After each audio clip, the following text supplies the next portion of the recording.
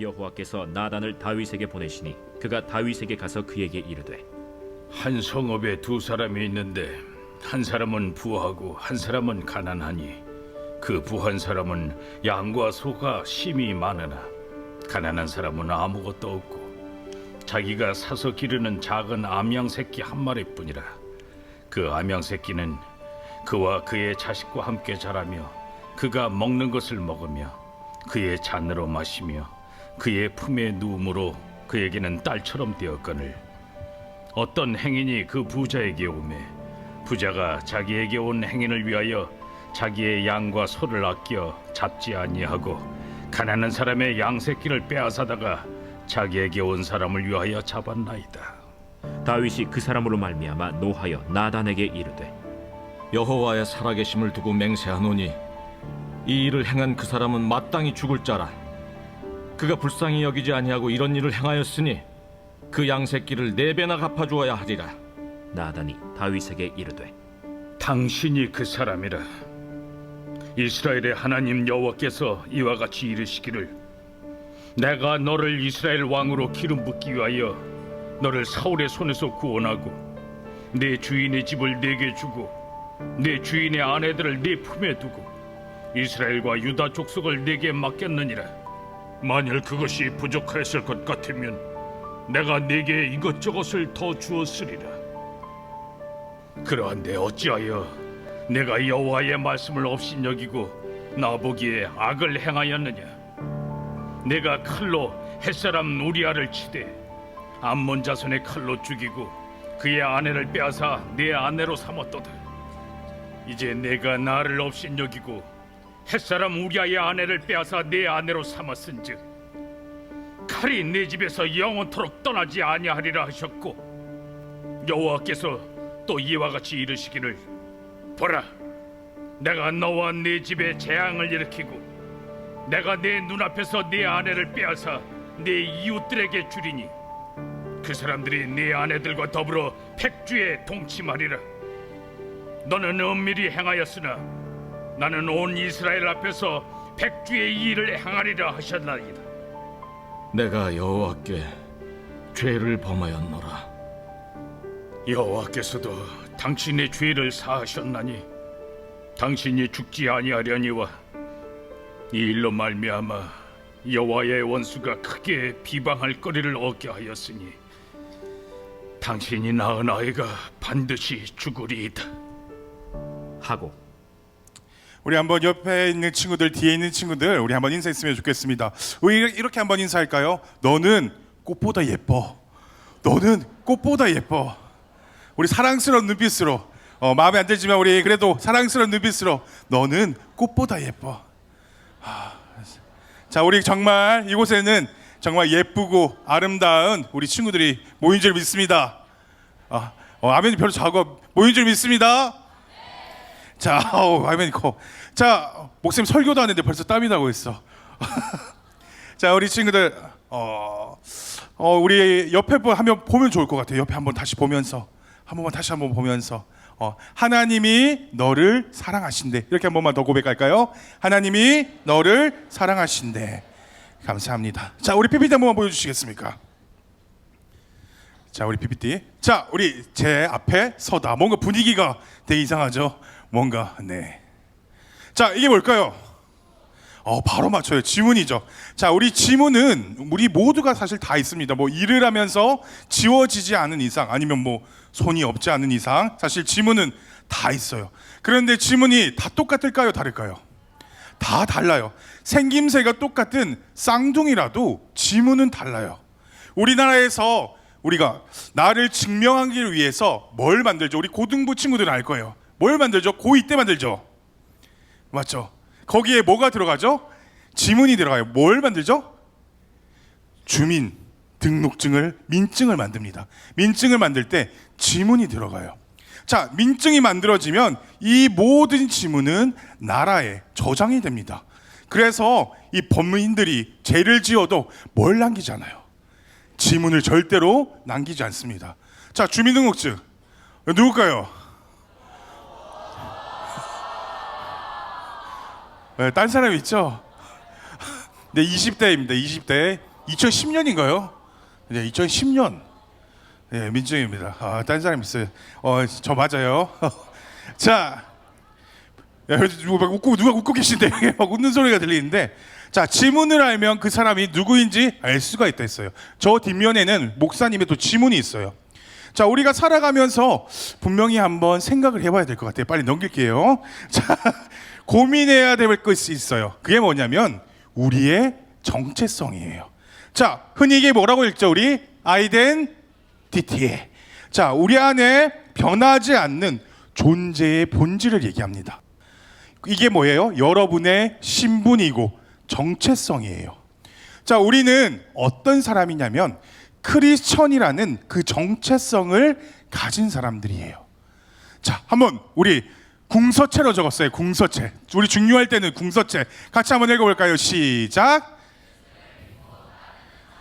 우리는 크리스천인 예수님을 믿고 따르는 사람입니다. 예수님과 함께 그 십자가를 통과한 사람들이에요. 우리가 그게 정체성인 겁니다. 과거나 현재나 늘 우리는 이런 정체성을 가지고 살아갑니다. 그런데 어때요? 세상이 변해가요. 세상이 변해가고 많은 것이 변해가도 변하지 않는 건 뭐냐면 여러분은 크리스천이란 사실은 변하지 않는다라는 거예요. 하나님의 말씀은 어때요? 오늘도 여러분을 통해서 진리가 흘러가고 있습니다. 하나님께서 일해가고 있으시다라는 사실이에요. 오늘 말씀을 통해서도, 오늘 우리의 예배를 통해서도 하나님은 일하고 계시다는 사실입니다. 자, 그렇다면 우리 친구들, 죄가 뭘까요? 죄, 먹는 걸까요? 아니죠. 우리는 죄를 이렇게 생각할 때가 있어요. 그냥 윤리적인 거, 도덕적인 거로 생각할 때가 많은데, 기독교에서 말하는 이 죄는 윤리적이고 도덕적인 것을 사실은 뛰어넘습니다. 하나님과의 관계에서 끊어진 모든 것을 우리는 죄라고 말하는 겁니다. 하나님의 말씀대로 살아가지 않는 것, 하나님의 뜻대로 살아가지 않는 것, 빛보다 어둠을 더 사랑하는 것, 이것이 뭐라고 얘기하죠? 죄라고 얘기합니다. 자, 그럼 오늘 본문으로 한번 봅시다. 오늘 본문을 보니까 우리가 다윗을 한번 생각해 봤으면 좋겠어요. 다윗 하면 하나님 앞에 충성했던 사람, 믿음으로 이 골리앗을 물리쳤던 사람, 그리고 왕의 모습, 아마도 이런 모습들을 생각했을 것 같아요. 그런데 오늘 너무나도 큰 다윗의 실수가 나옵니다. 그 다윗의 죄가 나오는데 왕이었던 다윗이 무너지는 장면을 보게 되는 거예요. 아, 지도자라면 우리가 볼 때 이런 모습이어야 되는데, 지도자라면 이렇게 행해야 되는데, 우리가 세상에서 보는 그런 리더십과 믿는 우리가 크리스찬으로 보는 그런 리더십은 분명히 차이가 있다는 겁니다. 자, 그렇다면 오늘 성경에서 우리에게 대체 뭘 말하고 있냐? 우리 1절 같이 한번 읽어보도록 하겠습니다. 1절 말씀 같이 읽어보도록 하겠습니다. 시작.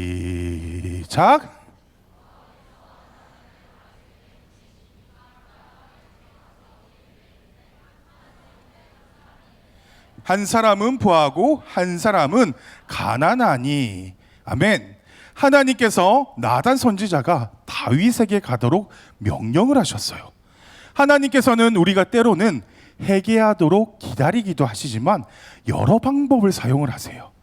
다윗에게는 누가 하도록 한 회개일까요? 다윗이 스스로 한 회개가 아닙니다. 왜냐하면 지금 다윗이 죄를 짓고 시간이 조금 흐른 상태예요. 다윗은 잊고 있는 겁니다. 그러면 이 회개는 하나님께서 하도록 하신 회개라는 거예요. 이게 진짜 회개죠. 우리가 믿는 기독교는 세상과 다른 이유가 있어요. 우리가 어때요? 많이 넘어지기도 하고 실수하기도 하기도 합니다. 연약한 모습도 너무 드러나요. 그런데 기독교는 주도권이 우리에게 있잖아요. 우리의 공로는 의는 없습니다. 하나님께서 회개하게 하시지 않으면 절대 회개할 수가 없어요. 그 잘못을 우리는 스스로 볼 수가 없다라는 겁니다. 회개하는 것마저도 하나님께 맡겨드려야 돼요. 맡겨야 하는 겁니다. 하나님, 나를 정말 불쌍히 여겨주세요. 하나님, 나를 긍휼히 여겨주세요. 그렇다면 여호와께서 나단을 다윗에게 보내신 이라고 하죠. 자, 하나님께서 하나님의 말씀을 지금 가진 선지자를 보내면서 다윗에게는 실질적으로 이제 시작이 되는 겁니다. 이게 매우 중요한 거예요. 내가 해겠기 때문이 아닌 거예요. 우리의 해계마저도 내가 할 수 있는 내 의가 아니라는 겁니다. 하나님이 이제 나단을 보내세요. 진짜 해계는 여기서부터 시작이 됩니다. 우리 같이 읽어볼까요? 시작. 자, 하나님은 포기하지 않으신다. 다윗의 상태가 어떠할까요? 앞에 11장 26절 27절 말씀을 보면요, 제가 읽겠습니다. 우리아의 아내는 그 남편 우리아가 죽었음을 듣고 그의 남편을 위하여 소리내어 우니라. 그 장례를 마침에 다윗이 사람을 보내 그를 왕궁으로 데려오니 그가 그의 아내가 되어 그에게 아들을 낳으니라. 다윗이 행한 그 일이 여호와 보시기에 악하였더라. 자, 성경이 지금 뭘 얘기하고 있죠? 다윗이 행한 그 일이 악하였대요. 여호와 보시기에 악했다라고 말씀하고 있습니다. 여기 지금 다윗의 무슨 불편한 마음을 가지고 있거나 잘못을 해서 마음에 찔렸다라는 그런 말이 없어요. 왕궁은 어때요? 지금 왕궁은 보통 때와 똑같이 평안합니다. 평범하게 돌아가고 있어요. 충성된 부하였던, 이 다윗의 충성된 부하였던 우리아는 죽었어요. 그의 아내는 지금 다윗의 정식 부인이 되었어요. 그리고 지금 어때요? 불륜으로 인해서 아이까지 태어났어요. 무슨 막장 드라마잖아요. 무슨 막장 드라마. 사랑과 전쟁 같은 지금 기가 찬 상황이 지금 벌어진 거예요. 막장 드라마 같은 상황이. 그리고 시간이 꽤 흘러간 상태입니다. 아이를 볼 때는 그래도 어떨까요? 너무 사랑스러웠겠죠. 궁전에서 막 사랑을 꿈꿨을 거고 평안한 모습을 막 그리면서 나갔을 거예요. 그 와중에 하나님은 정확하게 뭐라고 말씀하시죠? 여호와 보시기에 악했더라고 말씀을 하십니다. 여호와 보시기에 악했다. 지금 다윗이 전혀 미동이 없이 회개하지 않으니까 하나님은 드디어 말씀을 가지고 지금 나단 선지자를 보내고 있는 겁니다. 아마도 어떻게 하셨어요? 기다리고 또 기다리고 참으셨던 것 같아요. 이 성경에 보낸다라는 게 너무 중요합니다. 보낸다는 것은 다윗이 지금 죄를 짓기 위해 목욕하는 그 바세바를 보았을 때도 사람을 보내서 알아봤어요. 계속 사람을 보내는 겁니다. 부하도 보내고 요압도 보내고 지금 뭐와 연결되어 있냐면 전부 다윗의 악함과 죄와 연결되어 있을 때 지금 보내는 겁니다. 그런데 이제는 하나님이 지금 다윗의 인생의 주도권을 지금 가지고 다윗에게로 심판하기 위해서 보내셨어요. 누구를 보내죠? 나단 선지자. 그리고 나단은 이제 이야기를 시작하는 겁니다. 갑자기 연락도 없이 다윗왕을 찾아와서는 지나가는 길에 들렸습니다 하면서 온 김에 이야기 안 하고 그냥 가겠습니다라고 말을 하는 거예요. 그게 오늘 본문의 이야기가 시작이 되는 겁니다. 자, 어느 마을에 부자와 가난한 사람이 살고 있었습니다. 그 부자 집에는 많은 양과 소가 있었고 가난한 집에는 너무 가난해서 가족처럼 아끼던 딸같이 여긴 양이 한 마리가 있었습니다. 그런데 어느 날 부잣집에 어떤 행인 손님이 찾아왔는데 자신의 양과 소를 잡은 것이 아니라 가난한 자의 것을 빼앗아서 자기에게 온 손님을 대접했더라는 이야기를 하는 겁니다. 자, 그 손님은 누구일까요? 여러분, 죄요. 죄가 들어온 거예요. 그러면 그 부자는 누구일까요? 다윗입니다. 왕이니까 이스라엘의 최고의 부자잖아요. 다윗에게 죄가 들어왔어요. 이 부자가 마음에 찾아온 죄를 대접하기 위해서 자기 집에 그 많은 양떼를 잡아다가 손님을 대접한 게 아니라 그 옆에 가난한 사람의 것을 빼앗아서 자신의 손님에게, 쟤에게 대접한 겁니다. 쟤라는 그 손님에게 대접을 한 거예요. 그렇다면 왕께서는 어떻게 생각하십니까? 자, 우리 PPT를 보여주십시오. 두 번째.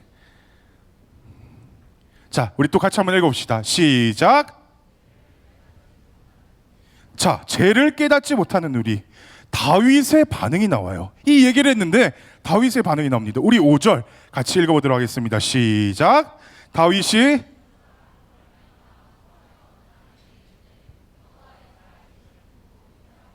이 일을 행한 그 사람은 마땅히 죽을 자라. 진심으로 화를 냈어요. 아니 어떻게 그런 사람이 있냐?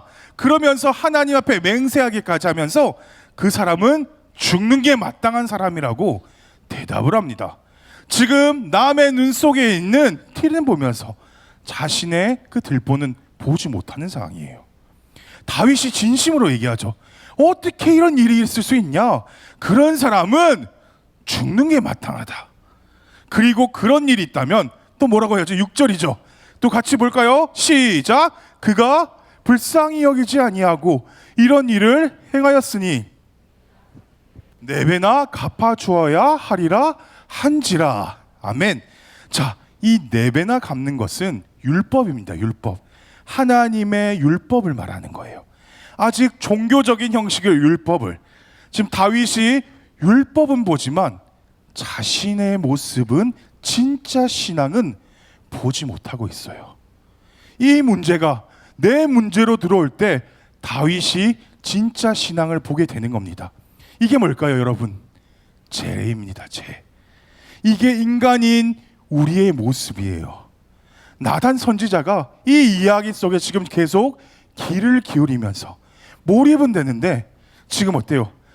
다윗이 자신의 문제라는 걸 모르는 거예요.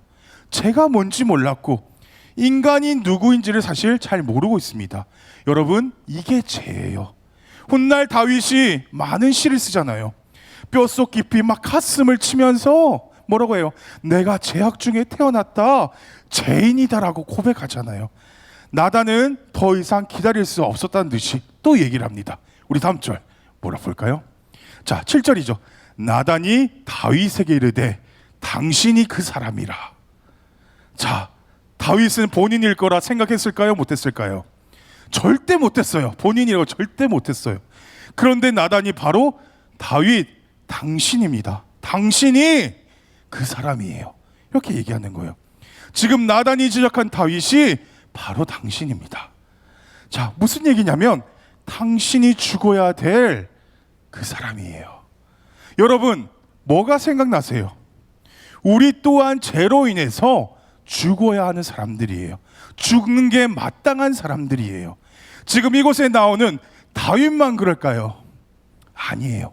우리 모두가 죽어야 할 마땅한 그 자리에 누가 있으세요? 예수님이 서 계십니다. 예수님이 죽으신 거예요. 십자가는 내가 죽어 달려야 할 자리였어요. 내가 마땅히 죽어야 할 자리였어요. 하나님의 그 거룩한 의 앞에, 하나님 앞에 설 때마다 내가 거기서 죽어야 하는 자리였어요. 근데 예수님이 나를 위해 죽으셨구나. 우리가 늘 고민하고 마음에 새겨야 하는 겁니다. 자, 우리가 이 자리까지 오지 않으면 우리는 신앙인이 아니라 또 형식적인 그냥 교회를 나오는 사람밖에 안 되는 거예요. 우리에게 은혜가 오면 눈물도 막 날 거예요. 그런데 정말 나라는 사람이 대체 뭔데 예수님께서 왜 이런 나를 위해서 죽으셨을까? 바로 당신입니다. 이 지적 앞에 지금 다윗의 모든 게 무너집니다. 그 마음이 무너져요. 소리도 막 못 낼 정도로 무너졌다라는 겁니다. 우리 7절부터 9절 우리 다시 자세하게 한번 읽어볼까요? 7절부터 시작.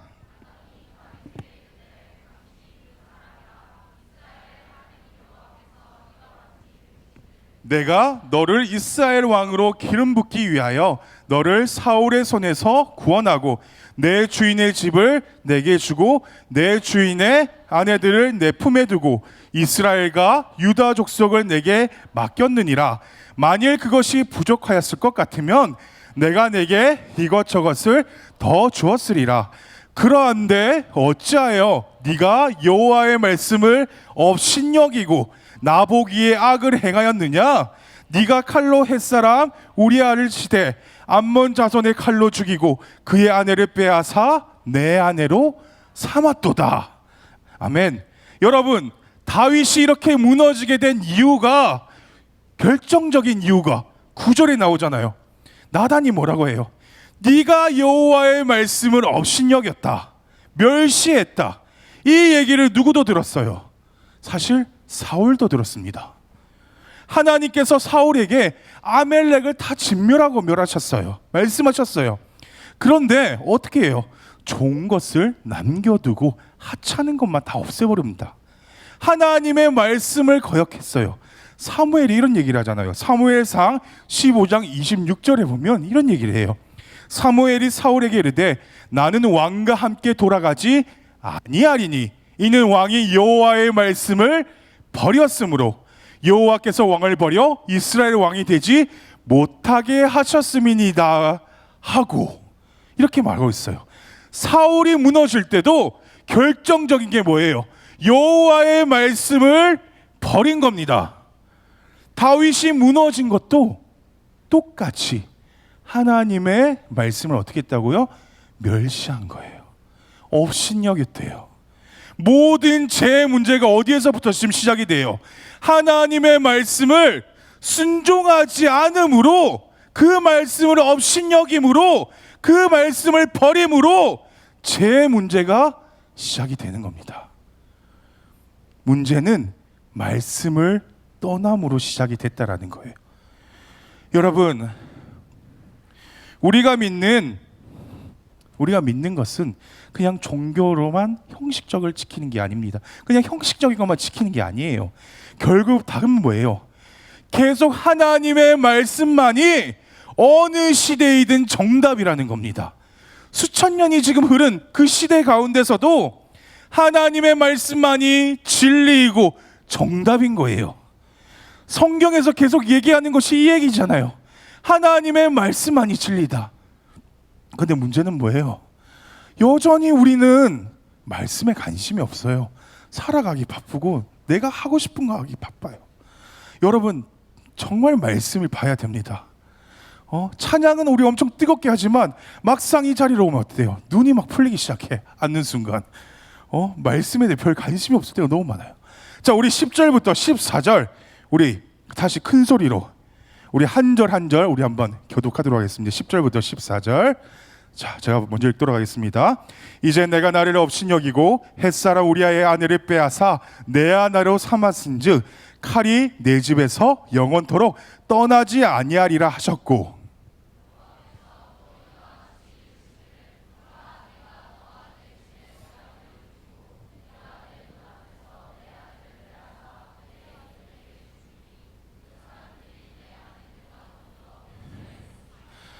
너는 은밀히 행하였으나 나는 온 이스라엘 앞에서 백주의 이 일을 행하리라 하셨나이다 하니,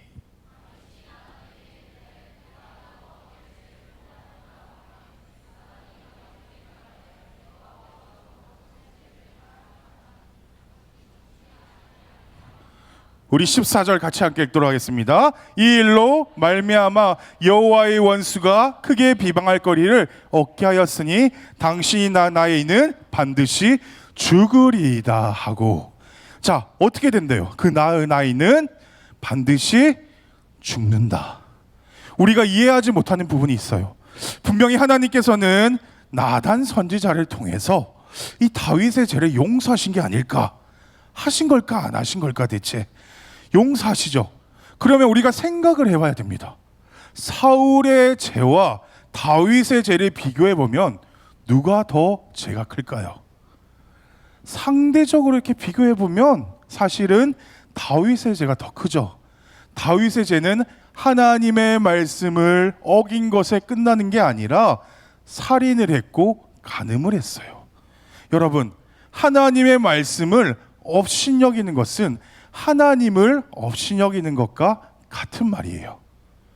하나님은 다윗을 사울의 손에서 건지시고 그를 왕으로 삼으시고 모든 것을 맡기셨습니다. 자, 그런데 지금 다윗을 용서하시고 사울은 버리셨어요. 하나님께서 다윗과 한 언약 때문에, 약속 때문에 신실하게 지키십니다. 그래서 다윗은 버림당하지 않아요. 그렇다면 다른 차이는 대체 뭘까요?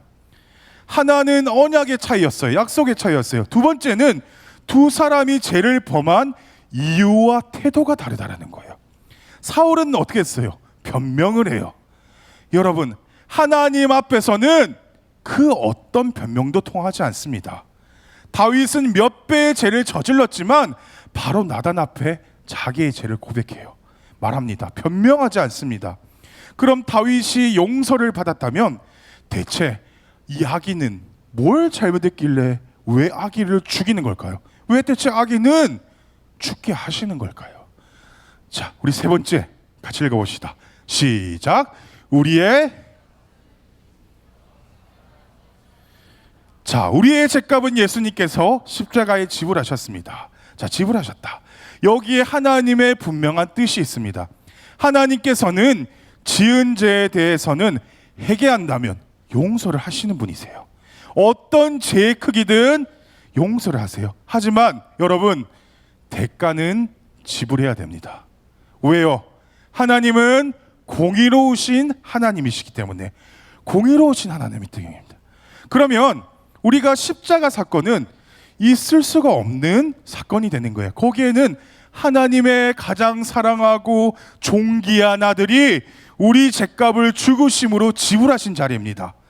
죄는 용서받지만 그 값을 지불해야 하는 게 하나님의 방법이에요. 그런데 그 우리 죄값을 누가 지불하세요? 하나님께서 우리 죄값을 지불하셨어요. 누구를 통해서? 예수님을 통해서. 여기에 우리의 구원의 모습이 등장하는 겁니다.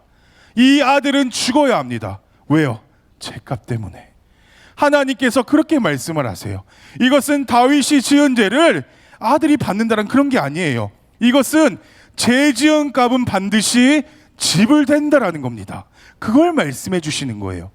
이후로 다윗의 삶 어때요? 다윗의 삶은 쉽지 않은 삶을 살아가요. 하나님께서 나단을 통해서 약속하신 대로 다윗의 집안에는 칼바람이 붑니다. 칼바람이 불어요. 자, 우리 말씀 또 10절, 11절. 칼이 내 집에서 떠나지 않게 하리라. 11절에 여호와께서 또 이와 같이 이르시기를, 보라, 내가 너와 내 집에 재앙을 일으키고 내가 내 눈앞에서 내 아내를 빼앗아 내 이웃들에게 주리니 그 사람들이 내 아내들과 더불어 백주에 동침하리라.